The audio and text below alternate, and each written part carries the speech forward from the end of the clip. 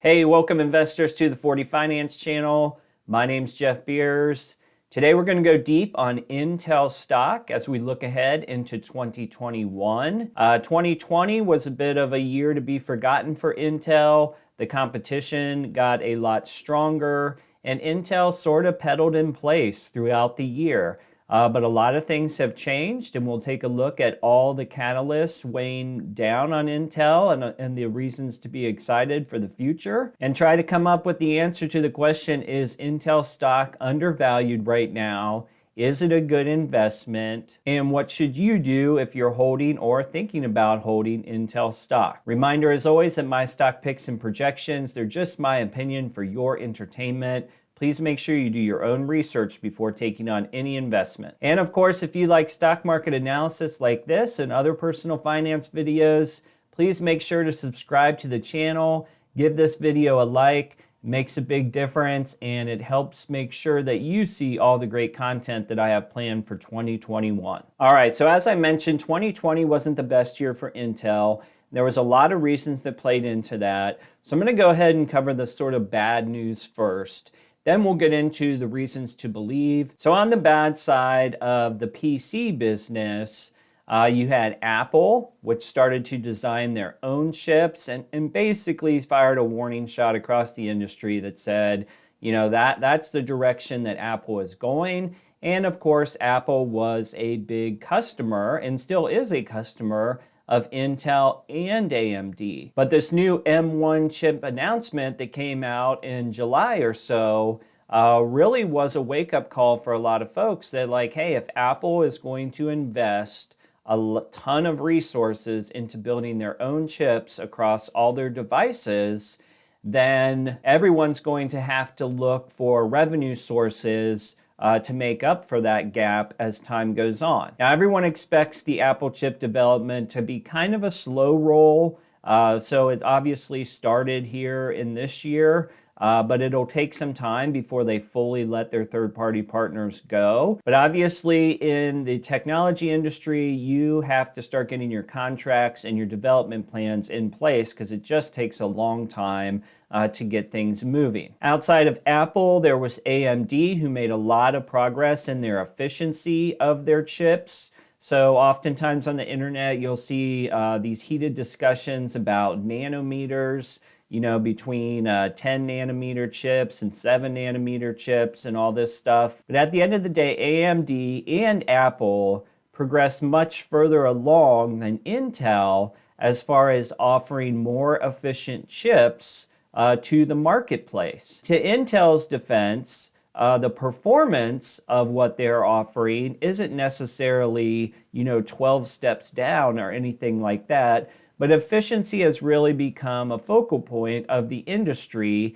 And unfortunately for Intel, it takes a long time to ramp up new efficiency standards. So this is where Intel is getting some downward pressure from the community because the more advanced segment of efficiency, they're way behind on, even though they're selling billions of dollars worth of chips. Everyone in the technology industry is always looking ahead. And on the third front, which is data center business, this is something where Intel has held, 90+% of the market share for years and years and years. But AMD and NVIDIA has come along, particularly in 2020, and announced a couple big acquisitions. And they've obviously put a target on Intel's data center business right on Intel's back, and they are marching right along. AMD bought Xilinx, which is a company that manufactures chips that are popular for data centers. And NVIDIA is in the process of acquiring ARM with the aim of improving their processing and AI in the data center space, and basically trying to become more advanced than anything else that is out there. So again, you have these competitors, Apple, AMD, NVIDIA, who made some pretty big announcements in 2020. And I think on Intel's side, what you saw was really just a lack of anything, right? It was sort of business as usual. Then we had the pandemic, which obviously was horrible for the world, But in the world of chips and computers, particularly laptops and PCs, it was a boon year in terms of sales. Everybody needed to upgrade their equipment. They needed to populate their home offices, all these things. So sales were out the wazoo, demand was high, and you had Intel's competitors with all these new shiny objects, and they didn't really have a lot of the latest, greatest technology to show off to prospective buyers. So heading into the end of 2020, there was a major difference in sentiment between Intel and their competitors.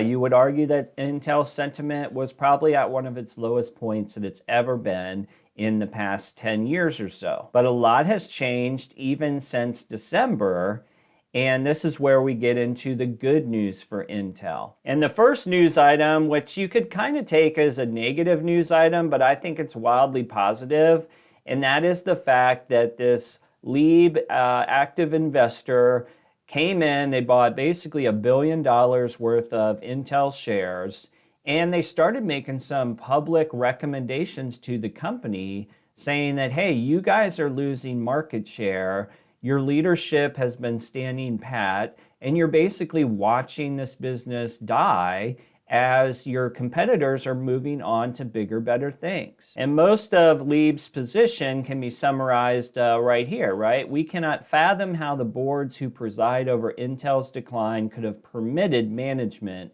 to fritter away the company's leading market position while simultaneously rewarding them handsomely with extravagant compensation packages. Now, after that, of course, Intel came out and said, we're happy to talk to everybody who's a shareholder with suggestions. But ultimately, Leib drew a line in the sand, right? They put their money where their mouth is. They bought the $1 billion worth of shares or whatnot. This is a investor firm that has done this for other companies too. And in my opinion, it's good news for Intel. It was a little disappointing to see them pedal in place in 2020, but it's tough too, right? Because getting behind in technology and then having the pandemic event increase demand for the technology, there was very little that they could actually do in 2020. But as the year progressed on and there was still no real major announcements about anything happening, I think it's good that these activist investors got involved. We'll see where it lands. But right off the bat, the first thing that did happen, which is a positive in my opinion, is that Intel hired a new CEO. So Intel's new CEO is this gentleman, Pat Gelsinger. And he hasn't been shy in making some headline statements that the company must deliver better products.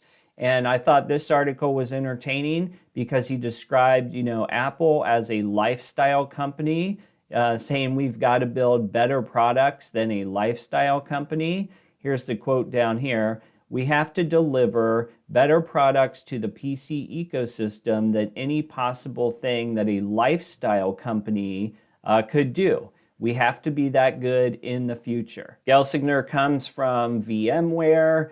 He was also at Intel for, I guess, looks like 30 years at the company, and he was their first CTO. So he definitely has experience. He's not going to have to learn everything about the company coming off the bat. VMware sort of had mixed reviews while he was the CEO there. But being the CEO at Intel brings about massive resources that you can work with. And while it's unlikely to be an overnight success, but I think getting out of the shadows of the old CEO, Bob Swan, who was always picked apart online as just being a finance guy and a bean counter, as opposed to someone who is willing to invest in new technological advancements, I think it's a good change of pace to get a technology guy in. And judging by how the stock moved on the announcement, it seemed like most investors agreed. All right, moving on to more good news. Intel does seem to recognize, maybe through the help of the activist investor, that they need help on the production space, that they can't tackle this 7 nanometer threat right now by itself. So they are in talks with TSMC, which is Taiwan Semiconductor Manufacturing Company. Now, Intel in the past has typically made their own chips, so you'll get some opinions from both sides of the coin. But I think it's a smart move because in order to right the ship towards the future, you might need help for a couple years. It is important to note, though, that this will take some time, probably a couple years to get everything going. But I personally like the concept of outsourcing to Taiwan Semi for a couple reasons that maybe folks didn't think about. So beyond the fact that Taiwan Semi can help Intel move a little bit faster with their fabrication, you also have this weird world where AMD and Apple also use Taiwan Semi for their 7-nanometer chips. And what we're seeing right now in the market, particularly in the home computing market, is there's not enough supply for the demand. So it makes it really interesting that Intel kind of bulldogs their way in there, because it seems like if you're Taiwan Semi, the last thing you need right now is a new customer, right? So maybe this like log jam actually helps Intel, because if you can keep some of the products off the market just on a slow roll, and at the same time speed up what you're able to do, it might be a double win that most folks aren't thinking about. Now, obviously, if you're a stockholder, you would prefer that they win by advancing and developing, but there's another game to be played in the supply source, and Intel certainly has enough money to slow things down in the supply chain just by making more orders. So keep an eye on that one. All right, let's take a look at Intel stock today. This is a 1-year chart, and you can basically see, the short version is every time an earnings report came out, Intel took a dive. This is obviously the pandemic, but pre-pandemic, you're at 67, kind of chugging along. The competitors are doing good things, and then earnings reports and news come out, and you take a lop off, right? And you can see the steps down. And now with the new CEO announcement, there's been a little bit of a ramp up. So if you bought in at the first weakness of competition, which probably was around in here somewhere, maybe the 1st of July or so, but if you doubled down on August 1st, you're already up $10. And if we scroll down to some of the fundamentals, you got a P ratio of 1146. EPS of $5.11. And of course, with Intel, you get a small dividend, 2.28% of the share price today. And that is something, I think NVIDIA has a tiny dividend, but AMD does not. So from a total stock returns perspective, it is important to note that you get a couple bucks back from Intel on every share. All right, taking a look at the valuation metrics over time. This is a quarterly chart, and we see on the PE line, today you're in the 11s. That's riding right about flat for most of what you saw. If you go back to June of 19, when the world was a little bit more normal, you were at 1083. On the forward side, you're up to 1252, which is probably actually a little higher. And what we're going to see in a minute here is that is because Intel's revenue is a little spotty for 2021. Most folks who would be interested in a rebound play, you're probably going to be looking more like 2022 to see any big news come out. One thing that's always impressive about Intel, in my opinion, profit margin of 28%. And revenue over the last 12 months of $78 billion. Intel has $18 billion in cash, debt load of $36 billion, but when you factor in the revenue that they're making as well as the cash on hand, they are doing pretty good. And take a quick glance at short percentage of float, comes in at 1.67%, so no real concerns there. This stock is so big with so many shares, it would take a village and then some to really get behind a short attack on Intel. All right, so now let's see what analysts are thinking about Intel over, the next year or two. We are still in fiscal year 2020. You got your fourth quarter earnings report coming out tomorrow, I believe, which would be January 21st. And last year you ended with a 487 EPS. This year, most analysts are projecting an average of $4.90, so you'll beat it by a couple pennies. But then you see what happens next year, and this is where the forward PE starts to get a little wonky. You're down to 452 as of today. Now, next year's a long year, and oftentimes these price projections slowly go up over time, but it's not looking like a particularly phenomenal year for Intel next year. And these rebound plays with new CEOs, it is going to take some time. So you have to look at it from sort of the TSR, or the total stock returns. Can you get in at the lowest possible price, inherit the dividends, all those things, and wait for the bounce back? On revenue side, last year was, basically 72 billion. Looking at 75.3 billion for this year, and then next year actually dropping in the neighborhood of 70 billion. Okay, this is a cool chart from Morningstar. It's their last Intel report was on January 13th, and this competitor graph here gives you some idea of how Intel fares against AMD and NVIDIA. And again, this is all Morningstar opinion. From a moat perspective, Intel's got a wide moat. AMD has a limited, and NVIDIA is narrow. And then we scroll down to compare, price to earnings and price to book and all that stuff. And what's going on here with Intel versus AMD versus NVIDIA is it's really market demand. And this is what happens with growth stocks too, right? You have all the new shiny objects. You have a lot of exciting things coming out in the future. Intel doesn't have those right now, and so people are not paying a premium in terms of price to sale, price to book, price to earnings. But on the AMD side, it's through the roof because it's a hot stock and it's popular right now.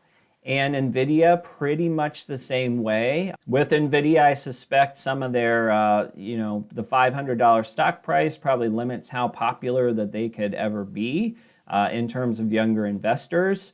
But AMD, there's no doubt about it, they are definitely running at valuation multiples way beyond what Intel's doing. So that's what makes it interesting when you think about fair value. And it's not one that I pay a lot of attention to on Morningstar, but you basically have two companies that on a per share basis are worth about the same. So when you stack the three up together and you see how it's illustrated, really what we have with AMD and NVIDIA is just their valuation multiples. People are willing to pay a lot more for their growth and their sort of technology roadmap that's out there right now. And for Intel to compete in this way, they're going to have to ramp up their growth and technology to either quell some of this momentum or build momentum up for themselves. All right, taking a look at the TipRanks dashboard to see where the best performing analysts project Intel to go over the next 12 months or so. And we always sort by 4- and 5-star analysts, and we always sort by date because the news does change every day. And bottom line here, you've got, mostly holds for Intel with price targets in the neighborhood of, I'd say, $50 to $60. So analysts are still kind of cut down the middle on what do these changes right now mean for Intel. Again, this is supposed to be a 12-month target. So while I don't see a ton of positive signals in here, as I mentioned before, the game for Intel is likely a longer one for investors. All right, so is Intel stock undervalued as far as right now? With the recent price run up after the CEO announcement to in and around $60, if I was a shareholder of Intel, I would be pretty comfortable at that range for the very short term. Now, the one caveat is we have an earnings presentation tomorrow, which could unleash a bunch of new news that changes that trajectory from 60 or perhaps to beyond. But in my eyes, we got to give this new CEO a couple earnings calls to really dig into the company and figure out what some of the next moves are. So I wouldn't expect huge returns on a $60 investment over the next, 6 to 12 months. But I do think by the time fiscal year 2022 rolls around, the expectations are high that this ship's either going to turn or burn. So that's where you have to place your bets as an investor, and I think you have time to look at some of the numbers before you have to commit. On the flip side of things, if I was an existing shareholder of Intel with, say, like $20,000 worth of Intel stock, if I was up a couple bucks on this one and considering the dividend, I certainly think it's worth holding to wait and see what happens in this new administration. I think there's going to be a lot of pivot points in chips that folks are not projecting. Perhaps most notably would be what's going on in the car sector. Intel has the Mobileye acquisition that plays into that. I think Internet of Things is expanding so much more dramatically, and Intel has plays there. So there's more than one way to do it. Chips and nanometers aren't going to be the only thing that solves Intel's problems, and you might argue that they're better off casting a wider net and keeping the chip sector up to par in the short term and make bigger gains in other areas. How they attack this is obviously going to be at the discretion of the CEO, and that's what we're all waiting to hear. All right, guys, that's my take on Intel stock heading into 2021. Let me know what you think in the comments. We'll see you on the next video.